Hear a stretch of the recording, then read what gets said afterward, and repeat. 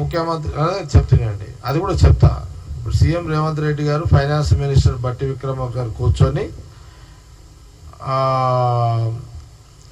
Late అయినా పర్లేదు at a time డబ్బులు వేయాలని ముఖ్యమంత్రి గారు కొంత ప్రతిపక్షాల విమర్శలు ఎందుకు చేస్తున్నా సరే ఒక బాధ్యతగా ముఖ్యమంత్రి రేవంత్ రెడ్డి గారు చేసే పని ఏంది, డబ్బులన్నీ సమకూర్చి అందరికీ ఎట్ ఏ టైం ఒకటేసారి డబ్బులు వేయాలి అనే ఒక ఆలోచనతో వారు చేసిన ప్రయత్నంలో సక్సెస్ఫుల్ గవర్నమెంట్ పాత్ర పోషించింది. కాంగ్రెస్ గవర్నమెంట్ ముఖ్యమంత్రి గారు ఒక ముందు చూపు జాగ్రత్తల చర్యలో భాగమే ఎట్ ఏ టైము ఎంత 9,000 కోట్ల రూపాయలు 9,000 కోట్ల రూపాయలు 9 రోజులు 9,000 కోట్ల రూపాయలు 9 రోజులు.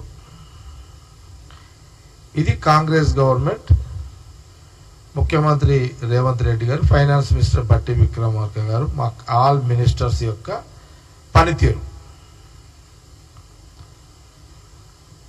గతంలో బీఆర్ఎస్ గవర్నమెంట్ ఉన్నప్పుడు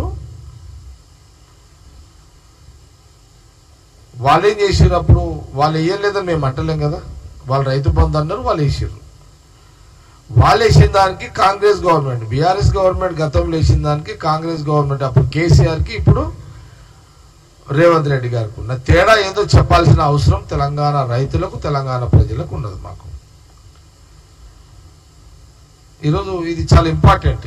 ఇది దీంట్లో వాళ్ళు మొదలు పెడితే, వాళ్ళు రైతు బంధు మొదలు పెడితే, సపోజ్ జనవరి నెలలో వాళ్ళు రైతు బంధు స్టార్ట్ చేసి, ఎగ్జాంపుల్ చెప్తున్నా, జనవరిలో రైతు బంధు ఎకరానికి 5,000 రూపాయలు వాళ్ళు స్టార్ట్ చేస్తే మినిమం 5 నెలలు 6 నెలలు వాళ్ళు సమయం తీసుకున్నారు. వాళ్ళు 5-6 months టైం తీసుకున్నారు వాళ్ళు. రైతు బంధు వాళ్ళు వేయడానికి. అంటే ఎప్పుడు వాళ్ళు వేసినా రైతు బంధు 5,000 వేసినా 6,000 కోట్లు వేసినా కిస్తీల ప్రకారం నడిపించింది వాళ్ళ కథ. కిస్తీలే మళ్ళీ అక్కడ కూడా కిస్తీల ప్రకారం ఎట్లా చేసారు, సపోజు 9-10,000 కోట్లు వేయాలనుకోండి, దాన్ని ఏం చేసారు, 5 నెలలు ఒక కిస్తీ, 5 నెలలు ఒక కిస్తీ. తేడా గమనించాలి రైతులు కానీ, తెలంగాణ ప్రజలు కూడా, మీడియా కూడా గమనించాలి. లేదంటే అప్పటికిప్పుడు తేడా ఏంది, అప్పుడేమో పైసలు సిలకుండే వాళ్ళు అప్పులు చేయడానికి భూములన్నీ ఖాళీగా ఉండే. అంటే వాళ్ళకున్న వెసులుబాటు చెప్తున్నా. బీఆర్ఎస్ గవర్నమెంట్ అప్పుడు కేసీఆర్కు ఉన్న సౌలత్ ఏంటంటే, రాష్ట్ర విభజన అయిపోయిన తర్వాత ఫ్రెష్ ఉన్నది తెలంగాణ రాష్ట్రంలో, అప్పులు లేవు. ఈ అప్పులు లేని రాష్ట్రంలో వాళ్ళు కొత్తగా ఫ్రెష్గా ఎప్పుడంటే అప్పుడు అప్పులు చేసుకోవడానికి వెసులుబాటు ఉండే వాళ్ళకు. కేసీఆర్కి, బీఆర్ఎస్ గవర్నమెంట్కి వెసులుబాటు ఉండే. ఆ వెసులుబాటులోనే వాళ్ళు వాళ్ళు అప్పులు చేసారు. వాళ్ళు బ్యాంకు దరఖాస్తు పెట్టగానే అప్పు వచ్చింది, పిటిషన్ పెట్టగానే అప్పు వచ్చింది, ఫోన్ చేయగానే అప్పు వచ్చింది వాళ్ళకు.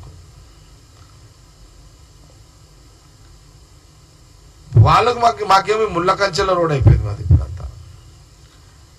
మా ప్రయాణం, మా గవర్నమెంట్ అంటే ఎందుకు ఈ పరిస్థితి వచ్చిందంటే, ఆయన ఆ రోజు కేసీఆర్ గారు అప్పులు చేసి పథకాలు, ఓకే నువ్వు ముఖ్యమంత్రి చేసినావు, కానీ వ్యత్యాసం గమనించాలి. హరీష్ రావు ఫైనాన్స్ మినిస్టర్ చేసిండు కాబట్టి మాట్లాడుతుండు కదా. నేనేమంటున్నానంటే, వ్యత్యాసం ఏంటిది, రైతు బంధు ఎప్పుడు వేసినా 5 నెలలు 6 నెలలకు అంటే జనవరిలో మొదలు పెడితే జూన్ దాకా వేస్తూనే ఉన్నారు వాళ్ళు. రోజుకింత ఎట్లా రైతులకు ఎట్లా వీళ్ళు ఇచ్చిరంటే, మనము మీకు ఎగ్జాంపుల్ చెప్తా. హోటల్లో మనము హోటల్లో కూర్చోగానే హోటలోడు మనం మీల్స్ కూర్చోగానే వాడు ముందు గ్లాస్ పెడతాడు, తర్వాత ప్లేట్ పెడతాడు, మళ్ళీ ఒక 10-5 నిమిషాలకు వాడు గ్లాసులు నీళ్ళు పోస్తాడు, మొదలు ఇట్లా కూర ఒకసారి, అన్నం ఒకసారి, రొట్టెలు ఒకసారి. మనం కూడా చూస్తుంటాం, అరే ఏం రా నాయనా గ్లాస్ పెడితే ప్లేట్ పెడితే అన్నం ఎక్కడదరా, ప్లేట్ పెట్టి అన్నం లేట్ చేస్తే ఎట్లరా అంటే కేసీఆర్ అట్లా అట్లా అంటే అంత సౌలతున్న నిధులు సౌలతున్నది, డబ్బులు సౌలతున్నాయి, ఇన్ని వసతులు అంటే వెసులుబాటు ఉన్న ఫైనాన్స్ వెసులుబాటు ఉన్న టిఆర్ఎస్ గవర్నమెంట్ టైంలో ఇప్పుడు మా గవర్నమెంట్ కాంగ్రెస్ గవర్నమెంట్ ఏం చేసింది, ఇప్పుడు వ్యత్యాసం చెప్తున్నారు, అది మీరు గమనించారు కదా. కాంగ్రెస్ గవర్నమెంట్ ఇప్పుడు ఏం చేసింది, సీఎం రేవంత్ రెడ్డి గారు ఏం చేశారు, అన్ని ప్లేట్లు అన్నం పెట్టి, గ్లాసు పెట్టి, గ్లాసులు నీళ్ళు పోసి, కూరగాయలు అన్ని వేసి ఒకటే ఇట్లా ప్లేట్ ముందు పెట్టేసాడు. అంటే ఇమ్మీడియట్లీ అన్నం తినుకుంటూ, కూరగాయలు కలుపుకొని అన్నం తినుకుంటూ, నీళ్ళు తాక్కుంటూ అట్లా ఎట్ ఎ టైం డబ్బులు వేసేసాడు. అంటే 9,000 కోట్లు 9 రోజులు. ఇది తెలంగాణ రైతులు గమనించాలి.